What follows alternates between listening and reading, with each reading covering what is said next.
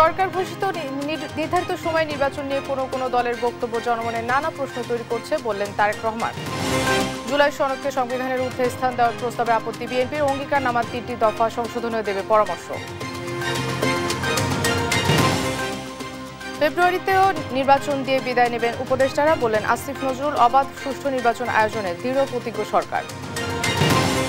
আন্তর্জাতিক মানের নির্বাচন নিশ্চিতে ৪ বিলিয়ন ইউরো সহায়তার আশ্বাস ইউর। আগামী মাসে বাংলাদেশে আসবে বিশেষজ্ঞ দল।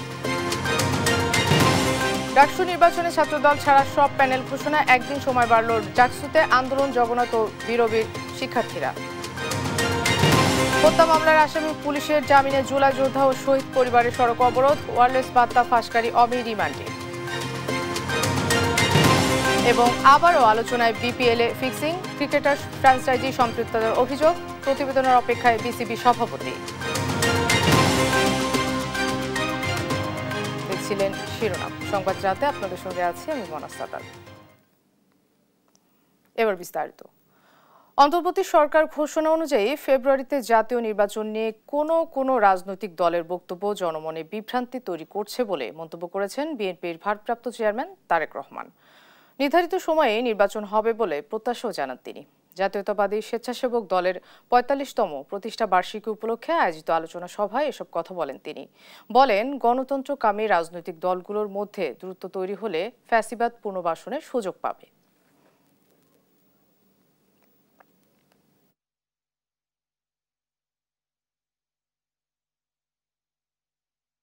শহীদের রক্তের বিনিময় ফ্যাসিবাদ মুক্ত বাংলাদেশে বর্তমান অন্তর্বর্তীকালীন সরকার আগামী ফেব্রুয়ারি মাসে জাতীয় নির্বাচন অনুষ্ঠানের সম্ভাব্য সময় নির্ধারণ করেছে বা এরকম একটি ঘোষণা তারা দিয়েছেন। এই নির্বাচনের মাধ্যমে দেশের জনগণ দীর্ঘ ১.৫ দশকেরও প্রায় বেশি সময় পর আমরা বিশ্বাস করি, আমরা প্রত্যাশা রাখি, আশা করি আমরা নির্ভয়ে নিরাপদে নিজেদের ভোট দিয়ে নিজেদের ম্যানিফেস্টোকে বাস্তবায়ন করার সুযোগ পাবেন দেশের জনগণ। গণতান্ত্রিকামী রাজনৈতিক দলগুলোর মধ্যে যদি দূরত্ব তৈরি হয় বা দূরত্ব তৈরি হলে রাষ্ট্র এবং রাজনীতিতে পতিত পরাজিত পলাতক ফ্যাসিস্ট চক্রের পুনর্বাসনের পথ সহজ হয়ে উঠবে। পিআর পদ্ধতিতে নির্বাচনের পক্ষে নয় বিএনপি, এমন মন্তব্য করেছেন দলটির মহাসচিব মির্জা ফখরুল ইসলাম আলমগীর। থাইল্যান্ডে 7 দিনের চিকিৎসা শেষে মঙ্গলবার সন্ধ্যায় দেশে ফিরে এ মন্তব্য করেন তিনি। বলেন, রাজনৈতিক ও অর্থনৈতিক মুক্তির জন্য জাতীয় নির্বাচনের কোনো বিকল্প নেই। এ সময় দেশের মানুষ নির্বাচন চায় জানিয়ে তিনি আরও বলেন, সংকট নিরসনের একমাত্র পথ দ্রুত নির্বাচন। আর সবার অংশগ্রহণে ঢাকা বিশ্ববিদ্যালয় কেন্দ্র ছাত্র সংসদ ডাকসু নির্বাচন সুষ্ঠু ও সুন্দরভাবে সম্পন্ন হোক, এমন প্রত্যাশাও জানান তিনি। বাংলাদেশের মানুষ এখন নির্বাচন চায় এবং নির্বাচনই এখন একমাত্র উপায় যে বাংলাদেশকে যে সংকট আছে রাজনৈতিক এবং অর্থনৈতিক, সেই সংকট থেকে উদ্ধার করার একমাত্র পথ হচ্ছে নির্বাচন। পিআর পদ্ধতিতে জনগণের যে অধিকার সেটা পুরোপুরিভাবে আপনার প্রয়োগ করা হবে না এবং সে জানে বুঝবেও না যে সে কাকে আপনার ভোট দিচ্ছে না দিচ্ছে। এটা তো বাংলাদেশের মানুষের উইজ না, এটা গ্রহণযোগ্য না। জুলাই সনদকে সংবিধানের ঊর্ধ্বে রাখার প্রস্তাবে আপত্তি জানিয়েছে বিএনপি। দলটির স্থায়ী কমিটির সদস্য সালাউদ্দিন আহমেদ জানান, এটি ভবিষ্যতে খারাপ নজির সৃষ্টি করবে। জুলাই সনদের অঙ্গীকারনামার 8টি দফার মধ্যে 3টি নিয়ে দলের আপত্তির কথাও জানান তিনি। এ সময় প্রধান উপদেষ্টার প্রতিশ্রুতি অনুযায়ী ফেব্রুয়ারির প্রথম সপ্তাহে নির্বাচন হবে বলে জানান সালাউদ্দিন আহমেদ। এএইচ হিমেলের রিপোর্ট, জানাচ্ছেন আলী আক্কাস আকাশ। মঙ্গলবার দুপুরে রাজধানীর গুলশানে নিজ বাসভবনে সংবাদ সম্মেলন করেন বিএনপির স্থায়ী কমিটির সদস্য সালাউদ্দিন আহমেদ। জাতীয় ঐক্যমত্য সৃষ্টি হচ্ছে যে সমস্ত বিষয়ে জানান, জুলাই সনদে অন্তর্বর্তী সরকার 8 দফা অঙ্গীকারনামার সূচনা ও 2, 3, 4 নম্বর দফায় বিএনপির আপত্তি রয়েছে। 2, 3, 4 এবং সূচনায় যেটা ভূমিকা আছে সেই ভূমিকার এই দুটো নিয়ে আমাদের কথা আছে। এ মুহূর্তে সাংবিধানিক কোনো শূন্যতা নেই জানিয়ে এটি সংশোধনের কোনো প্রয়োজন দেখছেন না বিএনপির নেতা। সাংবিধানিক প্রক্রিয়ায় প্রফেসর ডক্টর ইউনূস মাননীয় প্রধান উপদেষ্টা শপথ গ্রহণ করেছেন। আর্টিকেল 106 অনুসারে সুপ্রিম কোর্টের মতামতের ভিত্তিতে রাষ্ট্রপতি যেটা রেফারেন্স পাঠিয়েছিলেন তার ভিত্তিতে পিওরলি সাংবিধানিক প্রক্রিয়ায় তিনি শপথ গ্রহণ করেছেন। এখানে কোনো শূন্যতার সৃষ্টি হয়নি। এখানে সাংবিধানিক প্রক্রিয়ার মধ্যে কোনো গ্যাপ নাই, কোনো শূন্যতা নাই। জুলাই সনদে সংবিধান ও আইনের ভিন্নতর কিছু থাকলেও এই সনদের বিধান, প্রস্তাব ও সুপারিশ প্রাধান্য পাবে বলে প্রস্তাবনা রয়েছে। সংবিধানের ঊর্ধ্বে থাকা সনদ খারাপ নজির সৃষ্টি করবে বলে মন্তব্য করেন তিনি। আমরা সংবিধানের মধ্যে থেকে আইনি, বৈধ এবং সাংবিধানিক প্রক্রিয়ায় কিভাবে এই সমঝোতা দলিলটাকে গ্রহণ করতে পারি, বাস্তবায়ন করতে পারি, সেই চিন্তায় আমাদেরকে করতে হবে।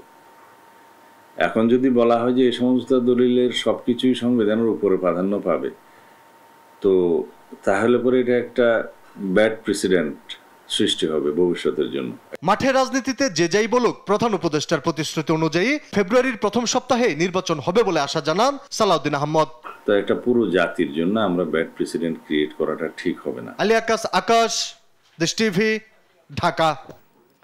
আগামী বছরের ফেব্রুয়ারিতে জাতীয় নির্বাচন, এরপর অন্তর্বর্তী সরকার বিদায় নেবে বলে জানিয়েছেন আইন উপদেষ্টা ডক্টর আসিফ নজরুল। সচিবালয়ে সাংবাদিকদের প্রশ্নের এসব কথা বলেন তিনি। নির্বাচন নিয়ে রাজনৈতিক দলগুলো ভিন্ন ভিন্ন বক্তব্য রাজনৈতিক প্রতিক্রিয়ার অংশ বলেই মনে করেন আইন উপদেষ্টা। তৌফিক মাহমুদ মুন্নার রিপোর্ট। সম্প্রতি জাতির উদ্দেশ্যে দেওয়া ভাষণে নির্বাচন কমিশনকে আগামী ফেব্রুয়ারিতে ত্রয়োদশ জাতীয় সংসদ নির্বাচন আয়োজনের নির্দেশনা দেন প্রধান উপদেষ্টা ডক্টর মোহাম্মদ ইউনূস। দেশের আগামী জাতীয় সংসদ নির্বাচন আয়োজন করব। দেশের অন্যতম প্রধান রাজনৈতিক দল বিএনপি প্রধান উপদেষ্টার ঘোষণাকে স্বাগত জানালেও আপত্তি জানিয়েছে সদ্য গঠিত জাতীয় নাগরিক পার্টি এনসিপি। আর জামাত ইসলাম বলছে পিআর পদ্ধতি নির্বাচন, ফ্যাসিস্টের বিচার ও সংস্কার ছাড়া নির্বাচন মেনে নেবে না তারা।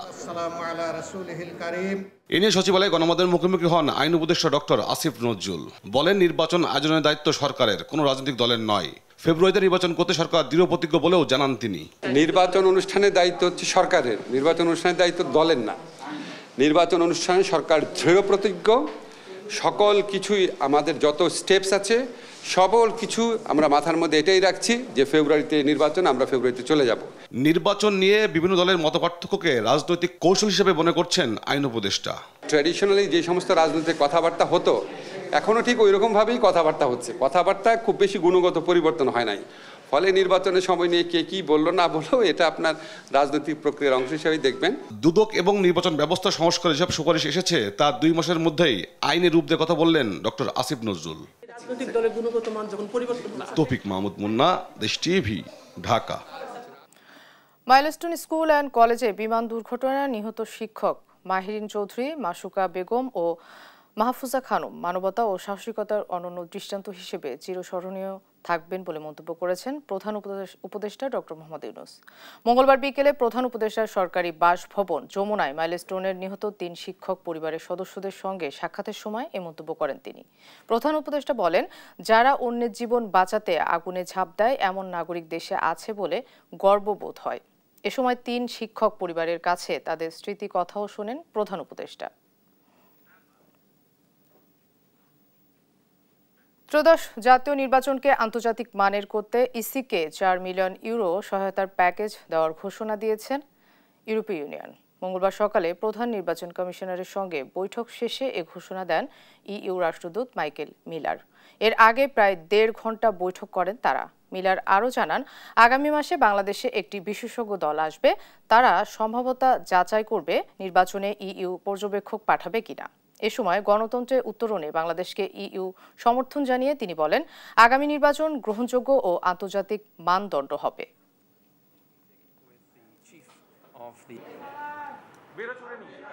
Specifically, I came today to announce to the Bangladesh Election Commission that the European Union will provide a support package in excess of 4 million euros to help Bangladesh run elections in line with international standards. DUCSU নির্বাচনে ছাত্র দলের জন্য মনোনয়নপত্র সংগ্রহের সময় বাড়ানো হয়েছে বলে অভিযোগ করেছে কয়েকটি সংগঠনের নেতারা। তবে চিফ রিটার্নিং অফিসার অধ্যাপক ডক্টর জসিমউদ্দিন বলেছেন, সবার জন্যই এই সুযোগ দেওয়া হয়েছে। নির্বাচনে লেভেল প্লেইং ফিল্ড নিয়ে কোনো আশঙ্কা নেই বলেও জানান তিনি। সমাপনী দিন পর্যন্ত মনোনয়নপত্র সংগ্রহ করেছেন 658 শিক্ষার্থী। আর সব জোট প্যানেল ঘোষণা করলেও এখনও ঘোষণা হয়নি ছাত্র দলের প্যানেল। বিস্তারিত জানাচ্ছেন আলিমুজ্জামান সাফওয়ান। দিন যত গড়াচ্ছে ততই উত্তাপ ছড়াচ্ছে ঢাকা বিশ্ববিদ্যালয় কেন্দ্রীয় ছাত্র সংসদ ডাকসু নির্বাচন। মনোনয়নপত্র সংগ্রহ ও জমার তারিখ একদিন করে বাড়ানোর ঘোষণা আসে সোমবার। মঙ্গলবার সকাল থেকেই তাই ডাকসু নির্বাচনী কার্যালয়ে শিক্ষার্থীদের ভিড়। সত্যিকার অর্থে আমরা ছাত্ররা নিজেদের কণ্ঠগুলো আমরা ছেড়ে আমাদের দাবিগুলো আমরা তুলে ধরতে পারছি। এই জন্য হচ্ছে বিশ্ববিদ্যালয়ের জন্য যেন কোনো কাজ করতে পারি, এই জন্যই আসলে এই নির্বাচনটা করা। ঢাকা বিশ্ববিদ্যালয়ের একটা বড় অংশ হচ্ছে সাধারণ শিক্ষার্থী, যারা কোনোভাবেই কোনো রাজনৈতিক দলের সাথে সম্পৃক্ত নয় এবং তারা এমন কাউকেও চায় না যে আসুক যারা নিজেদের দলের এজেন্ডাকে বাস্তবায়ন করুক। মনোনয়নপত্র জমা দিয়ে ঢাবি শিবির সভাপতি SM ফরহাদ ঘোষণা দেন তাদের প্যানেলের নাম ঐক্যবদ্ধ শিক্ষার্থী জোট। একদিন সময় বাড়ানোকে পক্ষপাতপুষ্ট আচরণ হিসেবে দেখছেন শিবির নেতা সাদিক কায়েম। আমরা সমন্বিত একটি জোট গঠন করেছি, যেটির নাম দিয়েছে ঐক্যবদ্ধ শিক্ষার্থী জোট। আমরা দেখতে পাচ্ছি বিশ্ববিদ্যালয়ের প্রশাসনে একটা দলের প্রতি অনেক বেশি বিশ্ববিদ্যালয় প্রশাসন তারা দরদ কাজ করছে বলে আমাদের কাছে মনে হচ্ছে। আজকে যে একদিন বৃদ্ধি করা হয়েছে, এখানে আমরা যারা স্টেক হোল্ডার আছে আমাদের সাথে আলাপ করা হয়নি। প্যানেল চূড়ান্ত না হলেও সর্বোচ্চ নেতৃত্বের নির্দেশেই ছাত্রদল নেতাকর্মীরা মনোনয়নপত্র নিচ্ছেন বলে জানান দলটির নেতারা। দেশনায়ক জনাব তারেক রহমান আমাদের সাংগঠনিক অভিভাবক, তিনি আমাদেরকে ফর্ম উত্তোলন করার নির্দেশনা দিয়েছেন। সেই জন্য আমরা আজকে ফর্ম উত্তোলন করেছি এবং আমাদের সকলের ডাটা আমাদের দেশনায়ক জনাব তারেক রহমান নিচ্ছে। অতি শীঘ্রই আপনারা প্যানেল দেখতে পাবেন। পার্টি থেকে আসলে এখন পর্যন্ত আমাদের বলা হয়েছে তোমাদের মানে যেখানে ইচ্ছুক সেখান থেকে তোমরা মনোনয়নপত্র নিতে পারো। এদিকে বিএনপি ভারপ্রাপ্ত চেয়ারম্যান তারেক রহমান যেহেতু ডাকসু ছাত্রদলের প্যানেল চূড়ান্ত করেনি, তাই বিশ্ববিদ্যালয় প্রশাসন সময় বাড়িয়েছে, এমন অভিযোগ ছাত্র অধিকার পরিষদের সভাপতি বিনিয়ামিন মোল্লার। পত্র পত্রিকায় যেটা আমরা পড়লাম, ছাত্রদল এখনো তাদের প্যানেল ঠিক করতে পারে নাই এবং গতকালকে ছাত্রদলের একজন ক্যান্ডিডেট মনোনয়ন সংগ্রহ করতে এসে বলছেন যে উনাদের কোন পদে কে নির্বাচন করবেন সেটা ঠিক করে দিবেন জনাব তারেক রহমান, উনাদের সাংগঠনিক অভিভাবক। তবে ছাত্রদল কিংবা অন্য কাউকে সুবিধা দিতে নয়, সবার কথা ভেবেই মনোনয়নপত্র তোলা ও জমাদানের সময় বাড়ানো হয়েছে বলে জানিয়েছেন চিফ রিটার্নিং কর্মকর্তা। গত 12 তারিখ থেকে আপনারা এখানে সবাই সাক্ষী ছিলেন। এখানে কোনো ছাত্র সংগঠনের পরিচয় কেউ আসে নাই। ডাকসুতে কোনো মার্কা এবং কোনো সংগঠনের পরিচয় নাই। শুধুমাত্র আমাদের গঠনতন্ত্র অনুযায়ী বৈধ ছাত্রছাত্রীরা এখান থেকে ফর্ম নিয়েছে, ফর্ম জমা দিয়েছে। এর বাইরে কোনো ধরনের পরিচয় এখানে কিছু হয়নি। মঙ্গলবার শেষ দিন পর্যন্ত মনোনয়নপত্র সংগ্রহ করেছেন মোট 658 জন শিক্ষার্থী। বর্ধিত সময় অনুযায়ী জমা দেওয়া যাবে বুধবার 4টা পর্যন্ত। আলিমুজ্জামান সাফওয়ান, দেশ টিভি, ঢাকা। জাহাঙ্গীরনগর বিশ্ববিদ্যালয় কেন্দ্রীয় শিক্ষার্থী সংসদ ও হল সংসদ নির্বাচনের মনোনয়নপত্র সংগ্রহ ও জমার সময়সীমা একদিন বাড়ানো হয়েছে। এদিকে উৎসব মুখর পরিবেশে দ্বিতীয় দিনে মনোনয়নপত্র সংগ্রহ ও জমা দেন প্রার্থীরা। 2 দিনে মনোনয়নপত্র বিক্রি হয়েছে 328টি। দেওয়ানি মনের রিপোর্ট জানাচ্ছেন ফারজানা টুম্পা। দ্বিতীয় দিনের মতো মঙ্গলবার সকাল থেকে জাকসুর অস্থায়ী নির্বাচন কার্যালয় থেকে মনোনয়ন ফরম সংগ্রহ করেন শিক্ষার্থীরা। তফসিল অনুযায়ী 18 ও 19 আগস্ট জাকসু নির্বাচনের মনোনয়নপত্র সংগ্রহ ও জমাদানের সময়সীমা বেঁধে দিয়েছিল প্রশাসন। তবে বৈধ শিক্ষার্থী হওয়া সত্ত্বেও চূড়ান্ত ভোটার তালিকা থেকে অনেকে বাদ পড়ায় মনোনয়ন সংগ্রহে সময় বাড়ানোর আবেদন করেন শিক্ষার্থীরা। এ নিয়ে সোমবার রাতেই বৈঠক ডেকে একদিন সময় বাড়ায় জাকসু কমিশন। 20 আগস্ট সরকারি ছুটি থাকায় আগামী 21 আগস্ট দুপুর 2টা পর্যন্ত মনোনয়নপত্র সংগ্রহ ও বিকেল 4টা পর্যন্ত জমা দেওয়া যাবে। এই সিদ্ধান্তকে স্বাগত জানিয়েছেন প্রার্থীরা। আমরা মনে করি যে এটা শিক্ষার্থীদের জন্যই ভালো হয়েছে, কেননা যেহেতু তাদের 2 দিন সময়ের মধ্যে মনোনয়ন নেওয়ার ক্ষেত্রে তাদের বিভিন্ন ধরনের জটিলতা তৈরি হচ্ছিল, সেই জায়গা থেকে তারা এখন শান্তিপূর্ণভাবে মনোনয়নপত্র নিতে পারবে। তাদেরকে বিশ্ববিদ্যালয় থেকে বহিষ্কার করা হয়েছে, তারা এখনো ভোটার লিস্টে নাম এসেছে, তাদের কিছু অছাত্র ভোটার লিস্টে নাম এসেছে। তো এই ধরনের সমস্যা ছোটখাটো কিছু ত্রুটি ছাড়া সে অর্থে তেমন একটা সমস্যা দেখছি না।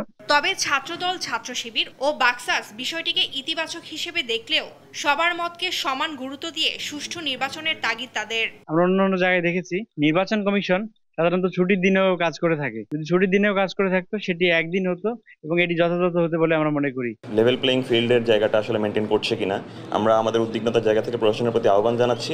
ভবিষ্যতে কোনো সিদ্ধান্ত গ্রহণের ক্ষেত্রে সবার মতের যেন সমান গুরুত্ব দেওয়া হয়। বিশ্ববিদ্যালয় প্রশাসন বলছে সবার কথা বিবেচনা করেই বাড়ানো হয়েছে সময়।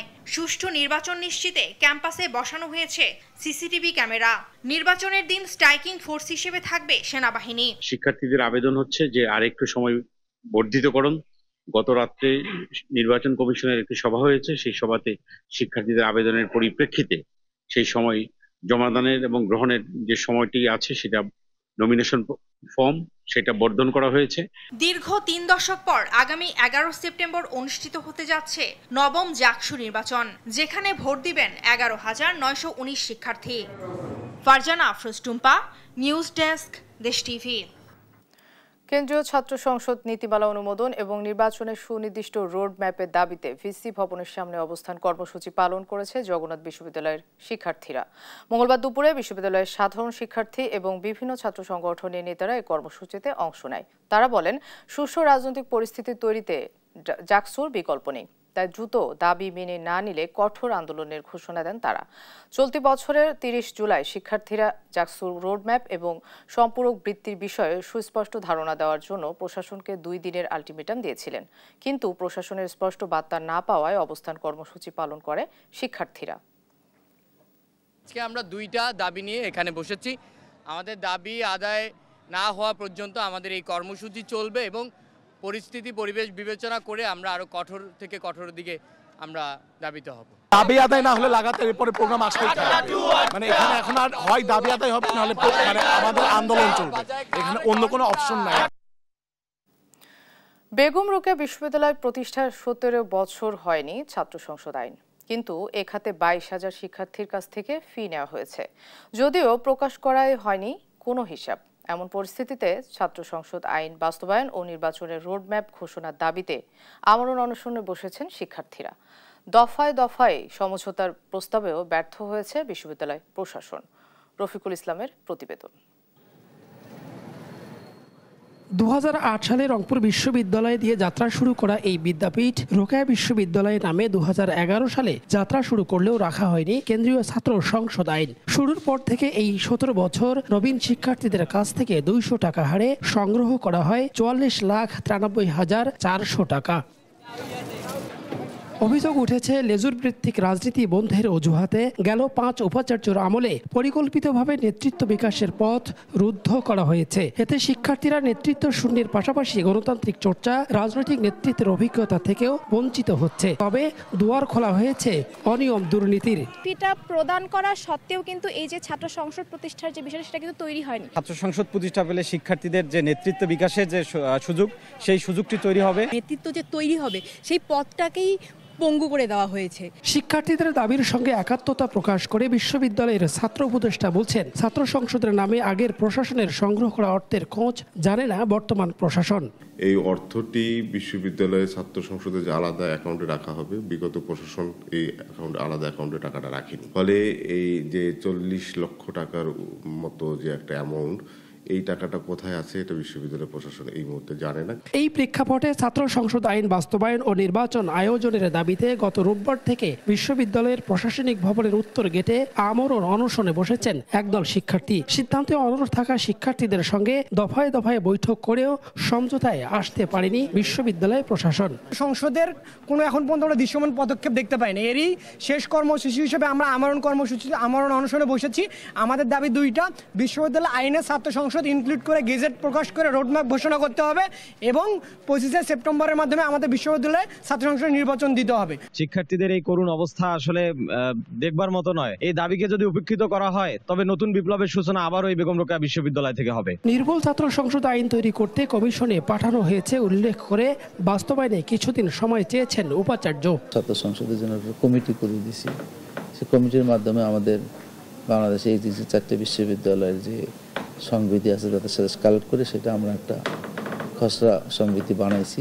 বানানোর পরে সিন্ডিকেট কর্তৃক পাস করে আমরা যথাযথভাবে গত 14 মে 2025 তারিখে আমরা বিশ্ববিদ্যালয় মঞ্জুরি কমিশনে প্রেরণ করি। গেল বছরের 16 জুলাই আবু সাইদ হত্যাকাণ্ডের পর প্রায় 8,000 শিক্ষার্থীর ক্যাম্পাসে বন্ধ করা হয়েছে ছাত্র রাজনীতি। নেতৃত্ব প্রতিষ্ঠা এবং জবাবদিহিতা নিশ্চিতে ছাত্র সংসদে একমাত্র ভরসা বলছেন শিক্ষার্থীরা। রফিকুল ইসলাম, দেশ টিভি, রংপুর। যৌক্তিক কারণেই উপজেলা পর্যায়ে মিনি স্টেডিয়াম নির্মাণের ব্যয় বৃদ্ধি পেয়েছে বলে দাবি করেছেন যুব ও ক্রীড়া সচিব মোহাম্মদ মাহবুবুল আলম। মঙ্গলবার দুপুরে সচিবালয়ে এক সংবাদ সম্মেলনে তিনি জানান, অবকাঠামো, ডিজাইন, জমি অধিগ্রহণ ও নির্মাণ পরিকল্পনায় পরিবর্তনের কারণেই 53 লাখ টাকার পরিবর্তে মিনি স্টেডিয়াম নির্মাণ প্রকল্প ব্যয় বেড়ে 14 কোটি টাকা হয়েছে। 53 লাখ টাকা ব্যয়ের স্টেডিয়ামের চেয়ে পরিবর্তিত স্টেডিয়ামের পরিসর বৃদ্ধি পেয়েছে এবং আগের তুলনায় এটি কয়েক গুণ উন্নত।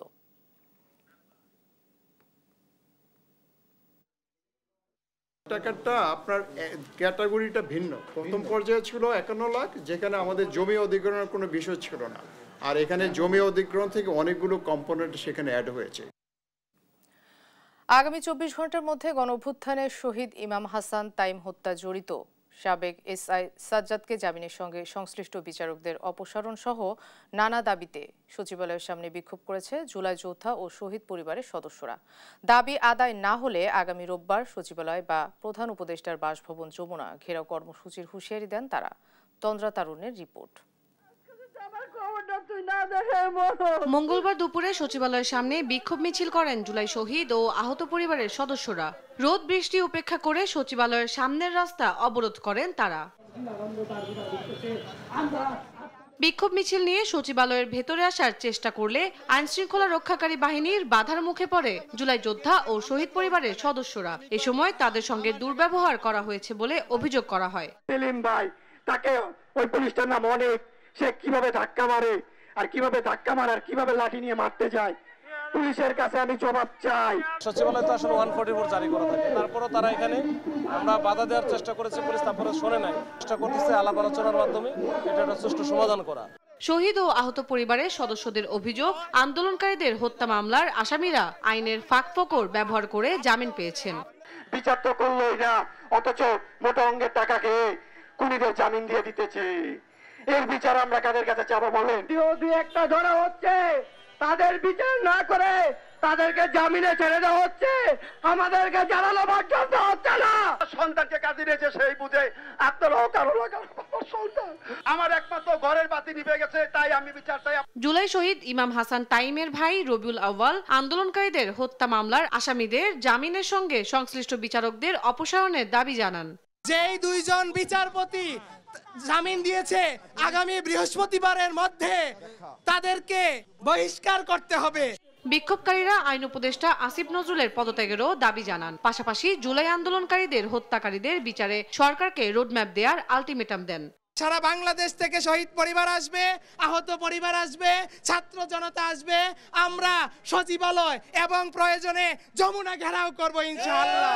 এদিকে সামাজিক যোগাযোগের মাধ্যম ফেসবুকে এক স্ট্যাটাসে আইন উপদেষ্টা দাবি করেন জামিনের সঙ্গে আইন মন্ত্রণালয়ের কোনো সম্পর্ক নেই। অ্যাটর্নি জেনারেলের অফিস থেকে আপিল করা হয়েছে, জামিন বাতিল হলে পুলিশ আসামিদের গ্রেপ্তার করবে। তন্দ্রা তারুণ্য, দেশ টিভি, ঢাকা। বাংলাদেশের মানুষ অন্য কোনো দেশের আধিপত্য মেনে নেবে না।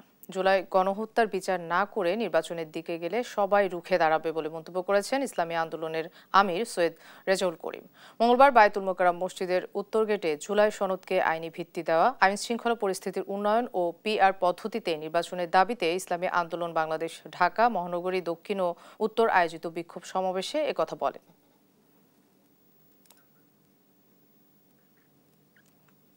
বিচার খুনিদের দৃশ্যমান না হবে ততক্ষণ পর্যন্ত পূর্বের নিয়মে এই নির্বাচন বাংলার জমিনের ভিতরে হতে পারে না। আমরা দাবি করেছি যে আমি পিআর পদ্ধতির নির্বাচনের মাধ্যমে এই দেশ সুন্দর হওয়া সম্ভব।